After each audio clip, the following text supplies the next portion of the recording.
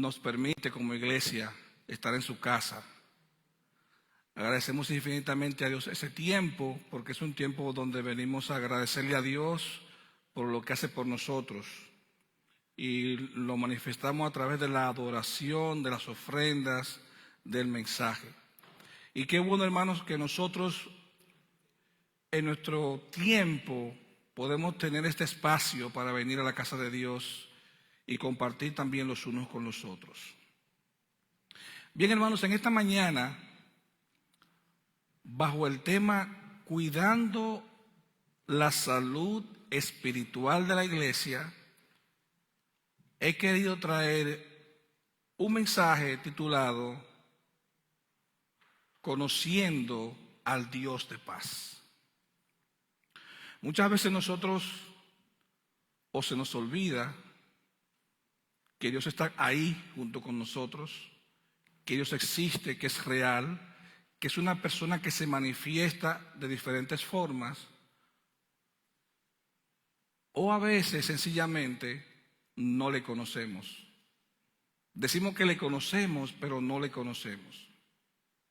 Por ejemplo, cuando nosotros conocemos a alguien, conocemos de esa persona la impresión que nos da en ese momento. Y probablemente esa persona se maneja con usted de una forma y con otras personas de forma diferente. Y quizás cuando alguien le dice algo de esa persona que usted conoce diferente, usted no lo cree.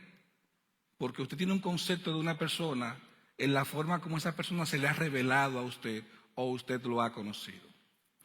Pues bien, en esta mañana nosotros, en la voluntad del Señor, vamos a estar hablando de esa manifestación de la persona de Dios llamada el Dios de paz.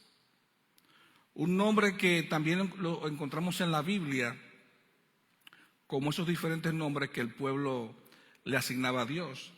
Y yo quiero que por un momento veamos esas manifestaciones de Dios y cómo Él se daba a conocer en la antigüedad.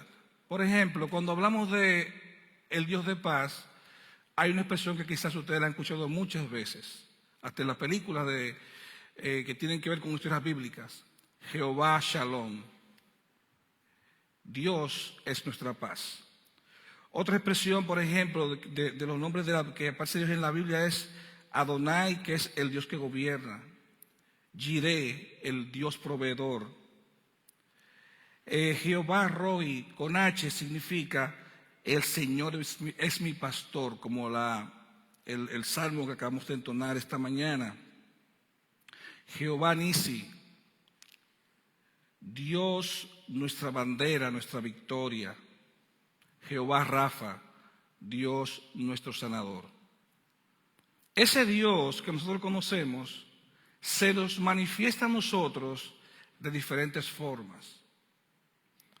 En esta mañana, hermanos y hermanas, voy a hacer una especulación personal basado en lo que he visto en la manifestación de Dios. Yo creo que la manifestación de Dios más común que uno ve es cuando Dios se manifiesta a través de la paz que le da a una persona cuando viene a su conocimiento a través de Cristo Jesús. No hay una forma de describir cuando uno viene a Cristo, cuando uno conoce a Dios a través de Cristo y recibe esa paz que solo Él da. En ese acto, en ese momento, cuando el ser humano decide seguir y aceptar a Cristo como su único y suficiente Salvador. Y yo sé que cada uno de nosotros, los que hemos aceptado al Señor, hemos experimentado esa paz. Esa paz que a veces la dejamos salir de nuestro lado cuando desobedecemos a Dios o cuando queremos andar en contrario o en vía contraria a lo que Dios dice en su palabra. Pero cuando también nosotros retornamos al carril, al redil de Dios, nosotros encontramos que esa paz vuelve a nosotros. Nos hace menos temerosos, aunque como humanos a veces desconfiamos, pero podemos sentir esa paz que Dios da. Como decían en la antigüedad, Jehová Shalom, Dios es nuestra paz. Y vamos a ver con ejemplos, hermanos, cómo esa paz que Dios da a veces está con nosotros y por qué nosotros a veces sufrimos, ¿verdad? O de no gozar de esa paz. Yo quiero que me acompañen a Jueces capítulo 6 y vamos a ver allí el llamamiento de un juez muy conocido en la palabra de Dios, llamado Gedeón. ¿Y por qué y en qué momento, en qué circunstancia llama Dios a Gedeón? Vamos a ir a la Biblia, vamos a ir al libro de los Jueces, al capítulo 6, y vamos a ver allí el momento que vivía el pueblo de Israel y ese llamamiento de Gedeón. ¿Lo tienen, hermanos? Amén. Dice el versículo 1 de Jueces capítulo 6: los hijos de Israel hicieron lo malo ante los ojos de Jehová, y Jehová los entregó en manos de Madián por 7 años. Repito, los hijos de Israel hicieron lo malo ante los ojos de Jehová, y Jehová los entregó en manos de Madián por 7 años. La mano de Madián prevaleció contra Israel, y los hijos de Israel, por causa de los madianitas, se hicieron cuevas en los montes y cavernas y lugares fortificados. Según lo que la Escritura nos narra, el pueblo de Israel andaba en desbandada. Ya no tenía la protección de Dios.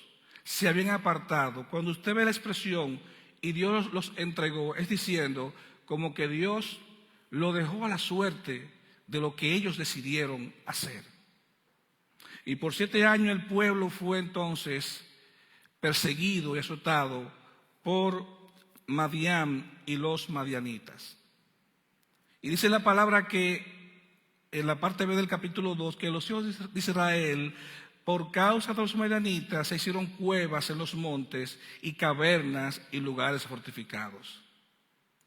Pasa con nosotros que cuando le damos la espalda a Dios o andamos en un camino contrario, al no tener esa paz y esa confianza y ese andar con Dios, entonces vivimos asustados y temerosos de las cosas que puedan pasar alrededor nuestro.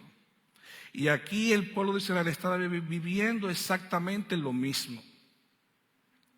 Dice el versículo 3, pues sucedía que cuando Israel había sembrado,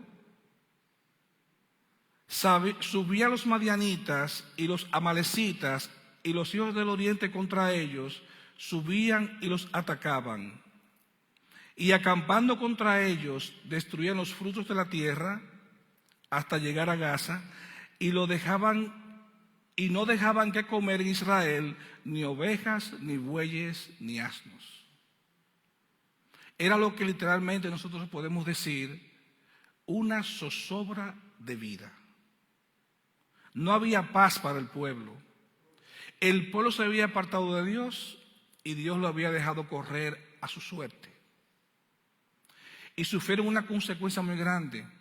Tuvieron que apartarse y correr, y luego un pueblo, los madianitas, que entonces en los momentos de la cosecha venían y arrasaban con todo y se llevaban hasta los animales. No había forma de que la paz estuviera en el pueblo de Israel mientras esto ocurría. ¿Qué pasó entonces? Para avanzar en la historia, Dios oyó el clamor como siempre. Dios presto a escuchar a aquellos que lo invocan. Y todo aquel que invocare el nombre de Dios no será avergonzado, dice su palabra. Dios escuchó el clamor. Y en medio de esa situación entonces, en el versículo, vamos a ver en el versículo 11, Dios levanta a un hombre llamado Gedeón para que estuviera al frente de una encomienda que Dios le había encomendado a través del ángel de Jehová. Leamos entonces en ese mismo capítulo 6, el versículo 11, esa parte de la historia de Gedeón. Dice, versículo 11, y vino el ángel de Jehová y se sentó debajo de la encina que está en Ofra, la cual era de Joás Abiserita. Y su hijo Gedeón estaba sacudiendo el trigo en el lugar para esconderlo de los madianitas. Aquí quiero hacer un alto, hermanos, para que quizás podamos tener un poco del contexto de quién era Madián, primeramente, y de dónde viene esa descendencia de los madianitas. A la muerte de Sara, Abraham se casa con una mujer que se llama Setura. Y Setura concibe unos hijos, y dentro de esos hijos nace este hombre llamado Madián. Lo que nos dice la Biblia entonces es que Madián e Isaac eran medio hermanos. Y para que ustedes vean, uno que era hijo de la promesa, ahora tiene un medio hermano que persigue a los hijos de la promesa. Son esas cosas que la Biblia nos deja ver a nosotros, ¿verdad? Que a veces uno no la alcanza a entender, pero para que tengamos ese contexto, que Madián era hijo de Abraham y lo tuvo con la otra mujer que se casó después de la muerte de Sara, llamada Setura. Entonces aquí se aparece el ángel de Jehová, versículo 12, y el ángel de Jehová se le apareció y le dijo: Jehová está contigo, varón esforzado y valiente. Así le llama el ángel de Jehová a Gedeón. Versículo 12, y Gedeón respondió: Señor mío, si Jehová está con nosotros, ¿por qué nos ha sobrevenido todo esto? ¿Y dónde están todas sus maravillas que nuestros padres nos han contado, diciendo: ¿no nos sacó Jehová de Egipto? Y ahora Jehová nos ha desamparado y nos ha entregado en mano de los madianitas. Para que sigamos teniendo un poco del contexto, hermanos, los madianitas participaron en la compra y la venta de José. Cuando uno lee la historia de José y uno recuerda cuando José estuvo puesto allí en ese hoyo, fueron a los madianitas que se vendió a José, y los madianitas entonces los vendieron a Potifar. Miren la incidencia que tenían este grupo de personas. Entonces sigue diciendo la palabra de Dios en el versículo 14. Y mirándole Jehová le dijo: ve con esta tu fuerza y salvarás a Israel de la mano de los madianitas. ¿No te envío yo? Le hace Dios la pregunta a Gedeón. ¿No te envío yo? ¿No te me he mostrado yo? ¿No tienes tú la confianza en mí? ¿De cuántas maneras se ha manifestado Dios a nosotros? Y muchas veces nosotros no le creemos a Dios y desconfiamos y tememos a lo que pueda venir por delante, cuando Dios se nos muestra y nos dice que marchemos. Entonces le respondió, versículo 15: Señor mío, ¿con qué salvaré yo a Israel? He aquí mi familia es pobre en Manasés, y yo el menor en la casa de mi padre. Jehová le dijo: ciertamente yo estaré contigo y derrotarás a los madianitas como un solo hombre. Así como Moisés flaqueó en su momento, aquí vemos también a un hombre que está, como decimos nosotros, resbalando al compromiso que Jehová le está encomendando. Hermano, todo lo que hemos venido a la fe, hemos sido llamados con un propósito. A veces nosotros maximizamos las cosas por lo que es visible delante de los ojos de los hombres. Pero Dios, que es el autor y el dador de las cosas, Él sabe cómo pone las cosas en el orden y sabe lo que le da a cada quien. Por eso la Biblia habla de los dones y habla de la repartición de dones. Y levanta hombres y mujeres de manera específica para cosas específicas, porque Él es soberano. Y aquí Jehová le está diciendo a este hombre, a Gedeón, que derrotarás a los madianitas como a un solo hombre. Y él respondió: yo te ruego que si hallo gracia delante de ti, me des señal que tú has hablado conmigo. Se sentía todavía Gedeón confundido. Y dice la palabra: te ruego, versículo 18, que no te vayas de aquí hasta que vuelva a ti y saque mi ofrenda y la ponga delante de ti. Y él respondió: yo esperaré hasta que vuelvas. Y entrando Gedeón preparó un cabrito y panes sin levadura y un efa de harina, y lo puso en la carne en un canastillo y el caldo en una olla, y sacándolo se lo presentó debajo de aquella encina. Entonces el ángel de Dios le dijo: toma la carne y los panes sin levadura y ponlos sobre esta peña y vierte el caldo. Y él lo hizo así. Y extendió el ángel de Jehová el báculo que tenía en su mano, tocó con la punta la carne y los panes sin levadura, y subió fuego de la peña y consumió la carne y los panes sin levadura. Y el ángel de Jehová desapareció de su vista. Viendo entonces Gedeón que el ángel de Jehová, dijo: oh Señor Jehová, ¿qué ha visto? Oh Señor Jehová, que ha visto al ángel de Jehová cara a cara. Pero Jehová le dijo: paz a ti, no tenga temor, no morirás. Y ya Gedeón estaba convencido, ya no necesitaba ninguna otra evidencia. Y dice el versículo 24: y edificó Gedeón el altar a Jehová y llamó Jehová Salom, o Jehová Shalom, el cual permanece hasta hoy en Ofra de los abiezeritas. Jehová Salom o Jehová Shalom. La paz retornó a la vida de este hombre. La seguridad retornó a la vida de este hombre para hacer la encomienda que el Señor le había dado. ¿Por qué muchas veces nosotros no podemos hacer con efectividad cosas que probablemente sabemos que podemos hacerle en el Señor? Porque, como decía, o nos olvidamos de Dios, o no le conocemos, o sencillamente andamos en el camino contrario. Y Gedeón persistió, porque él quiere estar seguro que lo que estaba viendo, lo que estaba pasando en su vida en ese momento, venía de Dios. Y al concluir todo, solamente le quedó decir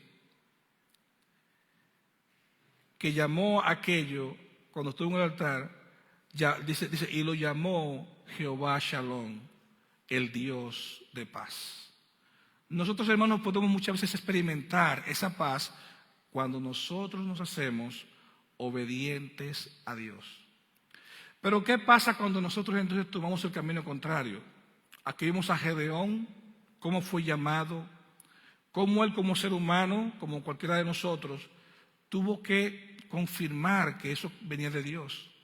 Ahora, ¿qué pasa cuando ya estamos en Dios, que somos llamados, que ya somos reconocidos, somos llamados hermanos, no importa lo que hagamos en la iglesia? Y entonces nosotros desobedecemos a Dios. Hay una historia, hermanos, que no necesita mucha explicación, que es la de David con Urías, Eteo, uno de sus mejores hombres en la guerra. Dice la palabra de Dios que mientras, en el tiempo que los reyes iban a la guerra, al frente, David se quedó en palacio. Y ahí David tuvo ese momento en que hizo contacto visual con aquella mujer y se enamoró y mandó a preguntar quién era. Y David en su corazón, habiendo conocido a Dios, caminando con Dios, llamado por Dios, vamos a decir, tuvo la osadía de saltar la autoridad de Dios. Y preparó todo para que este hombre, uno de sus hombres más fieles, fuera muerto en el frente de batalla. David se llegó con aquella mujer y entonces en el capítulo 12 de 2 Samuel, Jehová envía a Natán a hablar con David. Fíjense, aquel hombre que sufrió persecución de Saúl, aquel hombre que vio la mano de Dios protegiéndolo, aquel hombre que por encima de todo nunca intentó contra la vida de Saúl, porque decía, líbreme Dios, tentar contra la vida del escogido, que en ese momento era Saúl. Aquel hombre que ha visto el poder de Dios obrando, ya cuando se siente pleno, entonces tiene la osadía de saltar la autoridad de Dios. Pero Dios manda allá al profeta, a Natán, y tiene esta conversación con David. Y le dice, versículo 12, versículo 1. Jehová envió a Natán a David, y viendo a él, le dijo, habían 2 hombres en una ciudad, el uno rico, el otro pobre. El rico tenía numerosas ovejas y vacas, pero el pobre no tenía más que una sola corderita, que él había comprado y criado, y que había crecido con él y con sus hijos juntamente, comiendo de su bocado y bebiendo de su vaso, y durmiendo en su seno, y la tenía como una hija. Para este hombre pobre, esa corderita era un tesoro. Versículo 4 dice, y vino uno de camino al hombre rico, y éste no quiso tomar sus ovejas, o de sus ovejas, y de sus vacas, para guisar para el caminante que había venido a él, sino que tomó la oveja de aquel hombre pobre y la preparó para aquel que había venido a él. Entonces se encendió el furor de David en gran manera contra aquel hombre y dijo a Natán, vive Jehová, que el que tal hizo es digno de muerte. Lo que menos imaginaba David era que a él le estaban hablando directamente. David se sintió un momento por encima de la autoridad de todo el mundo. Y especulando, creo también que se sintió hasta por encima de la autoridad de Dios de manera inconsciente. Porque si él estuviera consciente de lo que iba a hacer y de lo que hizo, uno no se imagina lo que este hombre había podido hacer. Pero David lo hizo. Y considero que lo hizo porque se olvidó de quién era Dios. Se olvidó de quién lo había llamado. Se olvidó de quién lo había puesto ahí. Se olvidó de quién era que tenía la autoridad, aunque él fuera el rey de Israel. Y dice el versículo 6, y debe pagar la cordera con 4 tantos porque hizo tal cosa y no tuvo misericordia. Versículo 7, viene la respuesta de Natán a David. Tú eres aquel hombre, así ha dicho Jehová, Dios de Israel, yo te ungí por rey sobre Israel y te libré de la mano de Saúl. Y te di la casa de tu Señor y las mujeres de tu Señor en tu seno. Además te di la casa de Israel y de Judá. Y si esto fuera poco, te habría añadido mucho más. Como diciéndole, no había necesidad primero ni de matar a ese hombre, ni tomar a esa mujer como mujer tuya. Hermanos, nosotros no tenemos necesidad de pasarle por encima a la autoridad de Dios, bajo ningún concepto. El creyente de hoy tiene que entender que Dios está por encima de todas las cosas, no importa en el lugar que estemos en la iglesia, no importa en el momento en que estemos de nuestras vidas. Dios tiene la autoridad por encima de todo, porque al final lo que hacemos es por Él y para Él. Si lo hacemos para nosotros, estamos perdidos. Y aquí Natán está hablando de manera directa con David de lo que Dios había mandado. Pero a mí me sorprende cuando dice en la parte final del versículo 8, y si esto fuera poco, te habría añadido mucho más.